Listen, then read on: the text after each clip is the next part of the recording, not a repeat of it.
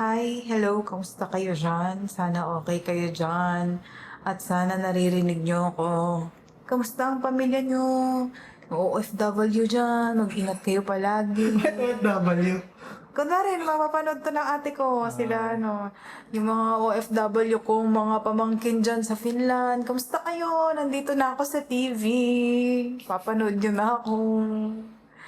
I miss you guys. Bye! May! Parang pamina pala. Bye! Todo na to. Ano ka rin pamigil? Pamikit pa. Alam mo ba, may pangarap ako dati. Impersonator. Sino pa ang kaya mong gayahin bukod kay Roro May? Si Chris Aquino yung favorite kong ginagaya dati sige. nung bata ako. Di ba, ano Ano siya yung best Chris Aquino mo? Ay, boy!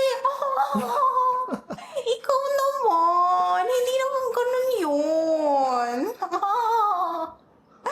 Boy! Ikaw talaga! Ba't gaya mo? Sino pa? Tita ko yun eh, si Chris Tita Aquino. May. Sino pa? Sino pa ba? Si Mama.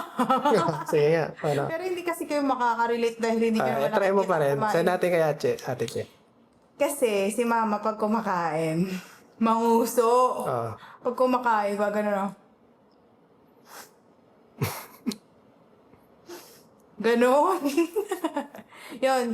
Yun yung mga sikat kong impersonation. Ate dati. Risa. Ate Risa nga. Ayoko baka ma-open. Ate Che. Yung gandang-ganda. Ayoko kay Ate Che. Yung gandang-gandang Ate Che. Uy, baka ma-open din. GGSS. Dali. Nung dalaga si Ate Che, meron siyang mannerism na diring-diri ako kapag nakikita ko yun. Gaganto siya. Tapos, bawat alis namin, magpa-plancha ng buhok.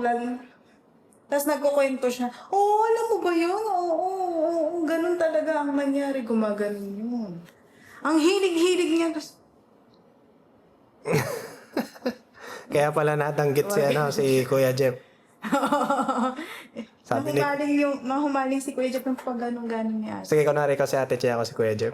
Sige. Kunwari first time natin Kunwari dadaan ako. Kasi ang love story nila, yung love story nila, medyo parang may pagka-slow mo daw, gano'n. Nagkasalubong silang gano'n sa exit. Alam mo, baby. Tapos gumaganon daw si Ate siya.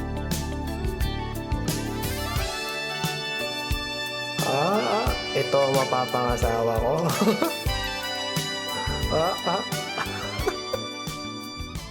Ganon.